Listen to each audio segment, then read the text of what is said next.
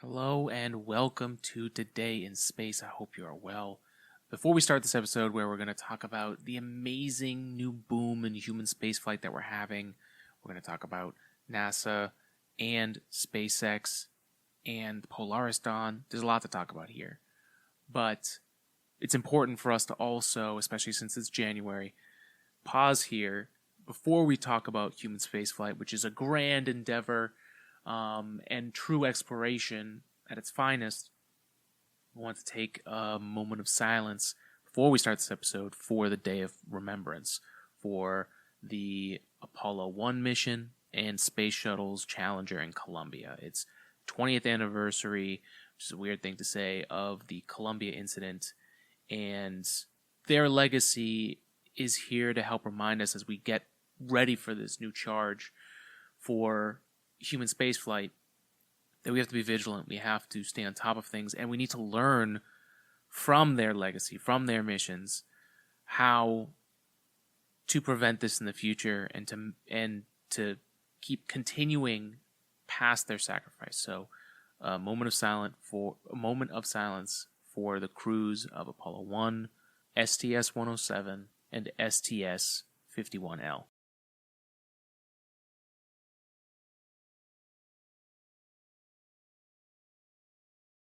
Now let's start the show. May their memory be eternal.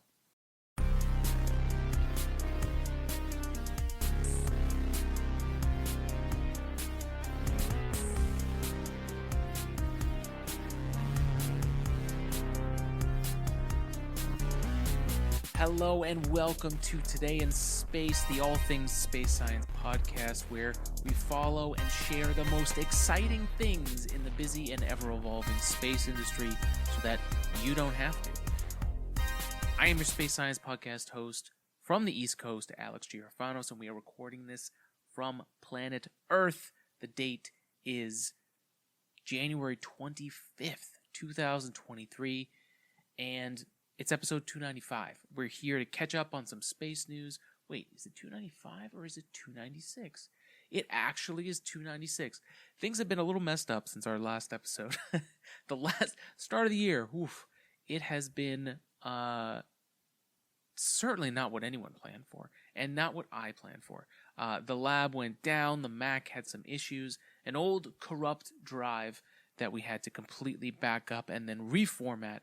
But the studio is back. We have our cameras up and running. Our audio appears to be working. So we are here for this new episode. We've got some space news here from this month since the beginning of the year that we're going to cover. We've got a ton of stuff this week. We have human spaceflight. We're going to talk about the Polaris program.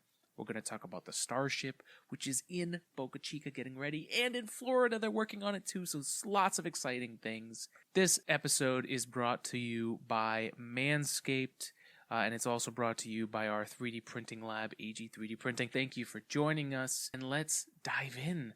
Let's talk about the human spaceflight aspect, and let's discuss Polaris and Starship. So one of the missions that I'm very excited for that's coming up here soon is the Polaris Dawn mission.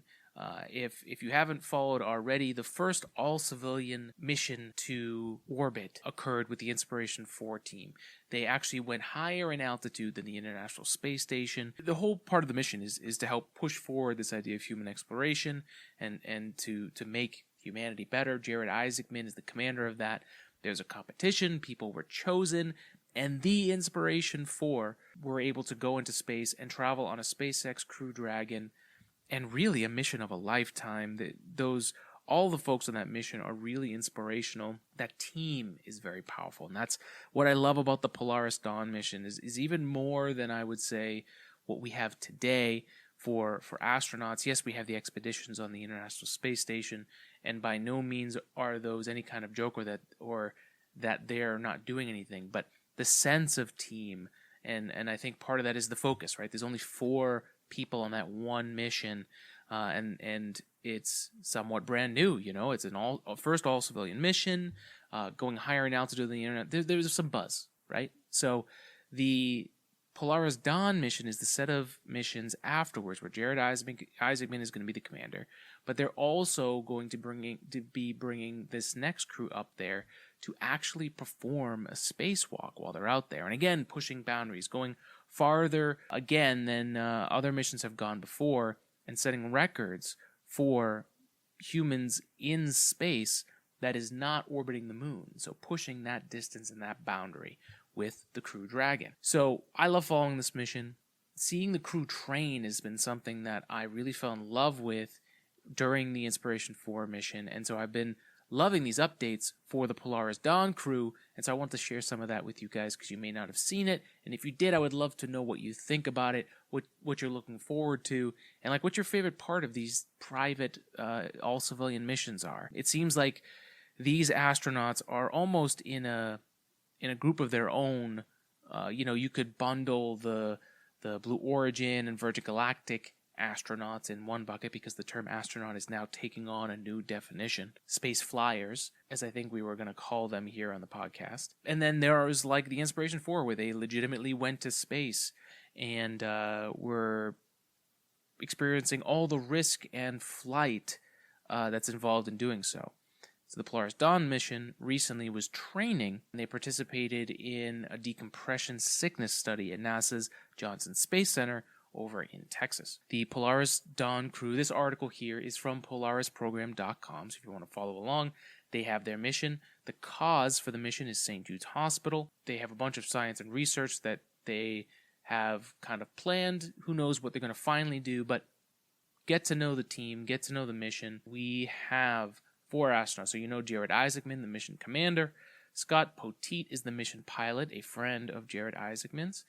Sarah Gillis is mission specialist. She is the person who, especially if you watch the Netflix documentary for the Inspiration 4, Sarah Gillis was the team's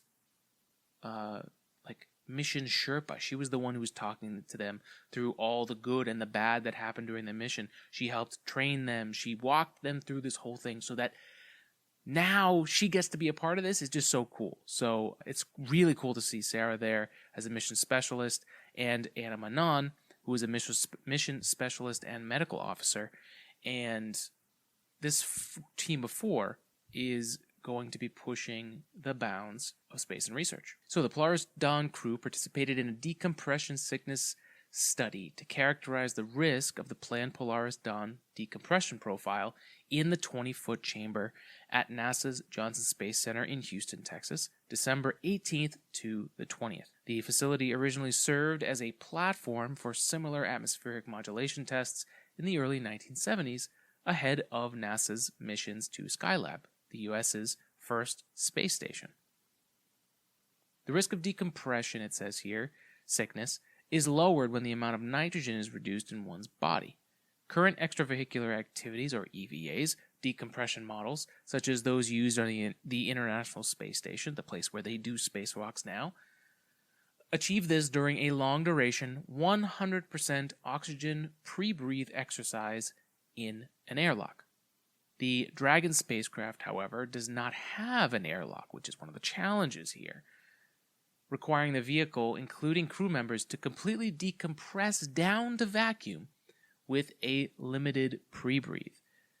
So let's just break that down. They are going to be opening up the capsule to space so that they conduct a spacewalk while they're going up there, and they're exposing their crew chambers because it's a capsule. So everyone is going to be in suits. They're going to be doing a decompression in order to do that. So they all have to train for that. I mean, this is a lot of these private missions, and I think this also comes over from like tech in general, like this hype machine. There's no hype here other than what's happening. These human beings are putting their lives on the line to show us what's possible. Now, the crew here, they lived in the chamber for just under 2 days, simulating the mission's expected pressure and oxygen profiles to determine how likely it is for DCS symptoms to occur, if at all. Throughout the test, a team of medical professionals monitored the crew for symptoms, ready to intervene and provide immediate medical treatment if necessary. In addition to characterizing DCS risk, the event allowed the crew and teams to practice monitoring for and reporting EVA-related medical information over communication loops ahead of the mission's actual spacewalk. Something I love about space missions, especially when there's humans involved, but we've also seen this with rovers and stuff like that, is the tests. How do you test? And if you don't know what I'm talking about, if you've seen the movie The Martian and how they tested the rover on the planet Earth, and then they could do the same thing with Mark Watney while he was on Mars, being able to test and do an accurate test as close to the real thing as possible means that you're preparing for the real thing. So this type of stuff is super important for them to get ready. If they can practice, that feeling that I'm feeling, this is decompression sickness, I need to report this. And when you feel that bad, have you ever felt that bad before? So testing it and doing all these things beforehand are huge.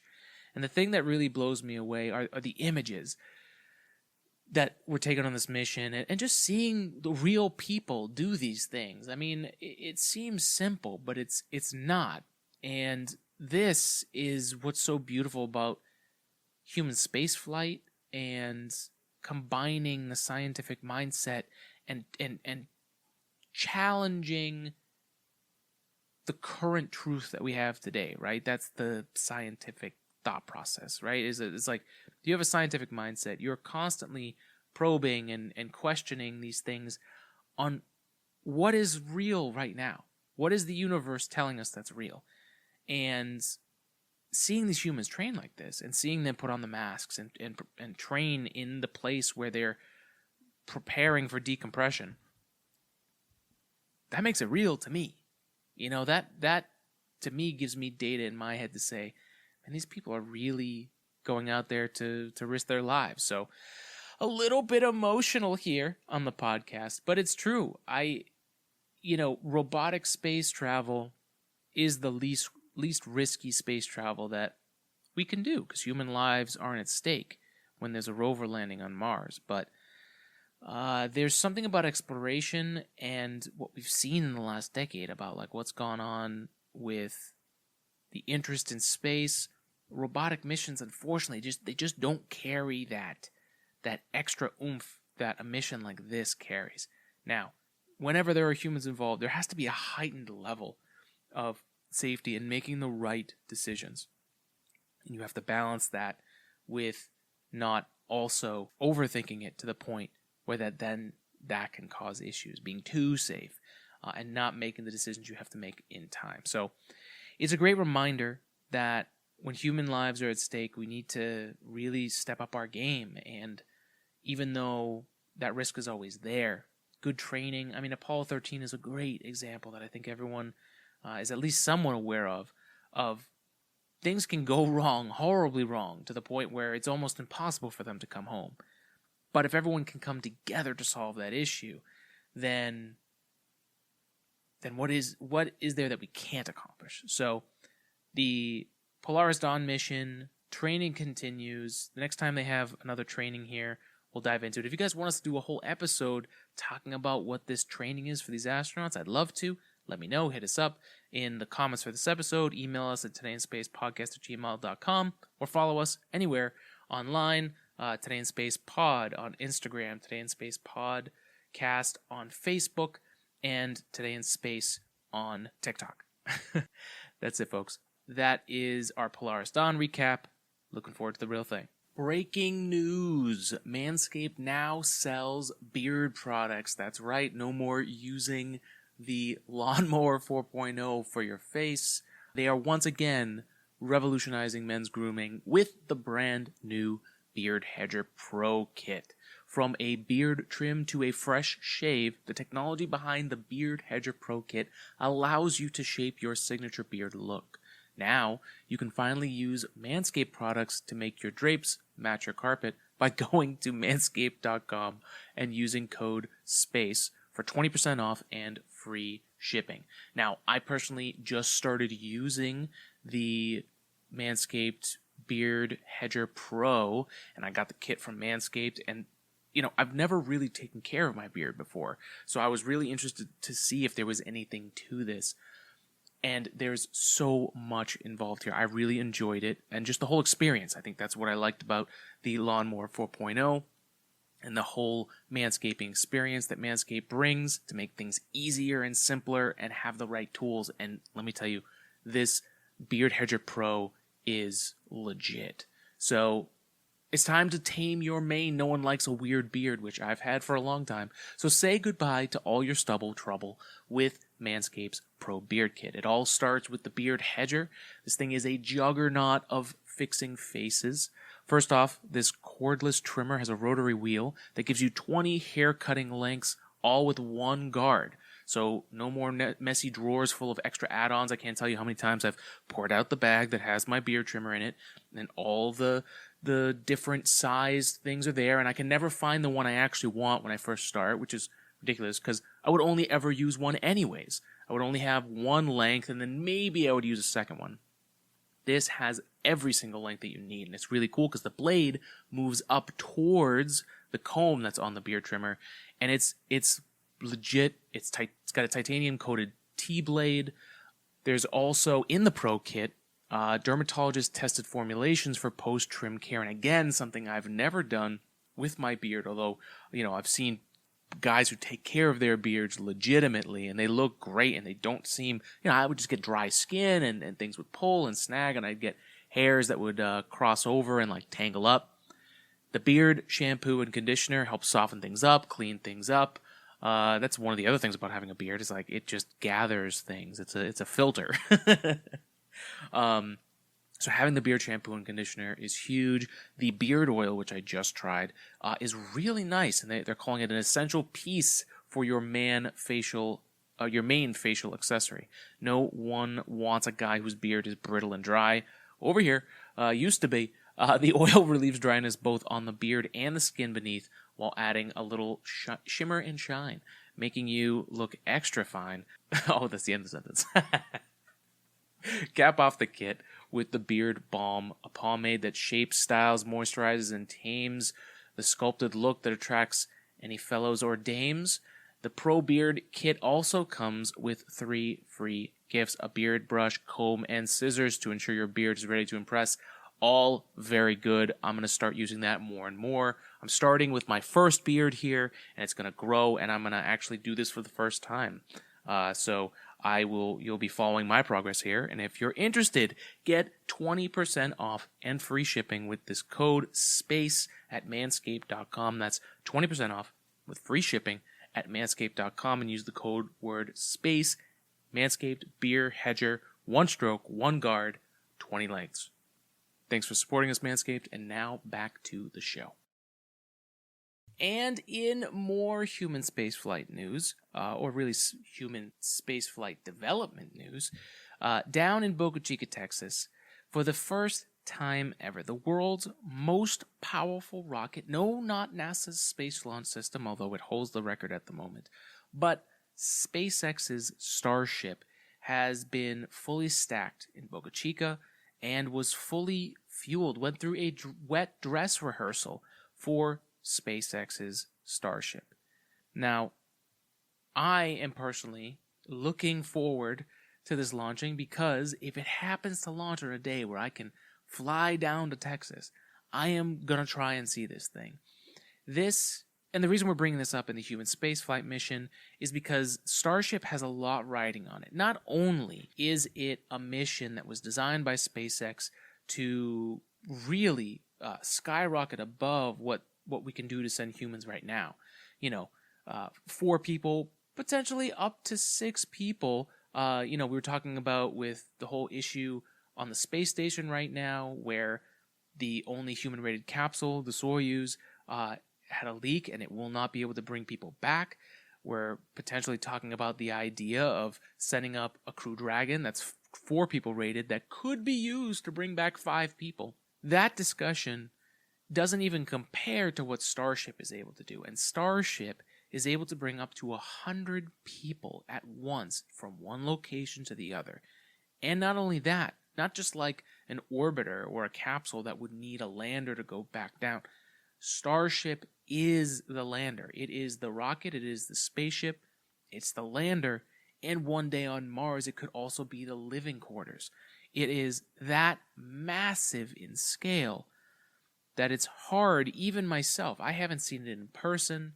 I've seen the numbers, I've seen the size, but it just, even to me, it doesn't make sense. So when I'm saying it's crazy, really take a second to think about how much room there would have to be to actually take 100 people, and how much extra room you'd have if you only brought, like the Dear Moon mission, 8 artists and Yusaku Maezawa. So there is a massive spaceship, a legitimate spaceship, that is finally fully fueled, and wet dress rehearsal went great.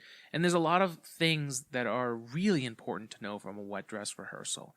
First, fueling. Fueling is very complicated. There's a lot of temperature differentials, especially out in Texas, with that liquid fuel being pumped in there at cryogenic temperatures. You know, we just saw NASA's SLS have a whole summer where they dealt with leaks, and that's partly because liquid hydrogen is the smallest element that we know of, and it just, if there's a really hot Florida summer like there was, things are not going to seal right. And with the smallest element, it's going to leak. So seeing this go successfully here down in Texas gives me lots of hope.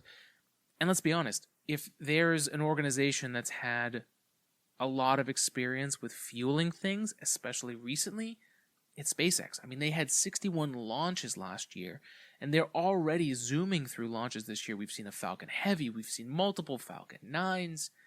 They're trying to hit 100 launches this year. So as far as moving cryogenic fuel in and out of a vehicle, to see them succeed on this first try with Starship, I'm not entirely surprised, especially since they control so much about the rocket itself. And I'm sure they're taking lessons from Falcon 9 and applying them to Starship. And I'm sure there's plenty of lessons that don't correlate at all. And that's why it's taken so long to get here. But it's stacked. It was fueled. And they went through the procedures of getting the rocket ready for launch. So we're seeing the first steps of this potential launch late February, first, second week of March. Nobody really knows yet. Even the SpaceX team doesn't know yet. It all depends on how far they get in their testing. And they made a big claim that the Dear Moon mission was going to launch this year. It's almost the end of January. We are seeing the first fueling of the Starship rocket in the first stack. And that's a huge step for January. Depending on how this year goes, they get closer and closer to that reality. I still reserve saying that I believe it's going to happen this year, mostly because I would much rather be proven wrong in that scenario. So the best of luck to the SpaceX team. Starship, again, a huge step forward. And not only is it this giant innovation in the ability to send humans around in space and on other planets, but it's also a key piece of the infrastructure for the Artemis mission, where NASA's return to the moon is going to bring the first woman and the first person of color to step foot there. They will be stepping out of the Starship. So having this go well this year and having all these tests is going to be really important.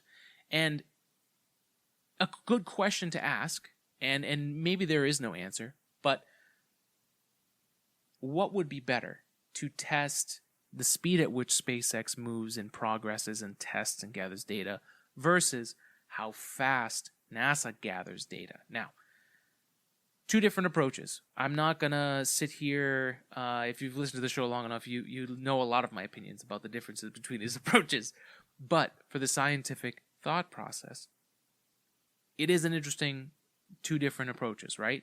Analyze and gather as much data as possible, many tests, many experiments, and many quick changes based on what you're seeing from those results can help bring you to the point where SpaceX is today, where their Falcon 9 is launching on a regular basis, 61 launches last year, planning for 100 launches this year, reusable rockets that were not possible before. Or would you take the approach like the James Webb Space Telescope, where it took 10, 15 years for it to really, 20, really, it took a long time for James Webb Space Telescope to get to the point where it's giving us that data. A lot of time crunching the same data and then making simulations to save money, hypothetically, or the time and effort and resources to build a second James Webb Space Telescope to test. You know what I mean? So, very different approaches. Both have been shown to be successful. As far as getting us out into space and fighting the inevitable battle, which we've talked about before on this podcast, that funding for NASA is secured through politics. That money and the directive of NASA is not NASA's to direct. It is the agency in charge. It's a government agency. Now, to fight that potential 4 to 8 year change, which we suffered through from the 90s through 2010, that flip-flopping doesn't do any good for NASA. But if there are companies like Blue Origin, like SpaceX, that can keep developing and pushing the directive forward, then, and having the technologies being built, then NASA can survive another 8 years, or at least has the ability to say, look, we already have this being developed. Why don't we use this? Why don't we continue the mission? NASA gets it off their plate, which is not theirs to control. They can just say, look, America has many resources. We could do this, we could do that. But NASA can be the quarterback instead of having to play the whole field. Instead of having to be the offensive line and the quarterback. I'm sorry if this football analogy doesn't work, but it makes a lot of sense to me. NASA can't play defense and offense at the same time. So having these other companies is important. And SpaceX won this bid with Starship as the landing system because it allows NASA to do so much more with less money than the other options would have given. So there is a huge value add for Starship, and I cannot wait to see this thing launch. I hope you can't either. Let me know what you're excited about Starship. Do you think the Dear Moon mission is going to launch in 2023? Do you think that the Starship will be ready for Artemis 2? Let's see. Who knows? But a very exciting time for space, especially for human space flight. We're entering potentially a whole new era with capabilities we've never had before. So, lots of exciting stuff. And I hope that I have the chance to go down to Texas to see it launch for the first orbital launch ever. First time that full rocket launches. But we also get to see a lot of static fires with those Raptor 2 engines. And I am pumped to see a lot of that. So, if you don't already follow NASA Spaceflight for that, they are great at covering everything launch related. So go check them out. That's it, folks. For the Human Spaceflight section of this week, Starship. It's going to be great. And that brings us to the end of this week's episode 296. Thank you so much for joining us and for listening this far into the episode. That's freaking amazing. So we appreciate you. Make sure to follow us on social media, connect with us. We're building our little community, our space community on our tiny spaceship today in space, across the internet and into the multiverse. But just wanted to say thank you for joining us. Thank you for supporting us, whether it's through AG3D Printing, our 3D printing lab where we bring ideas into reality, or through our sponsor Manscaped and things like the brand new Beard Hedger and the Beard Hedger Pro Kit, or by simply listening, subscribing, liking our posts, sharing our posts, and telling someone else who's into science and space and telling them about us. We appreciate you. Thank you for all the growth we've had over the years. And here's to another episode. Here's to 2023.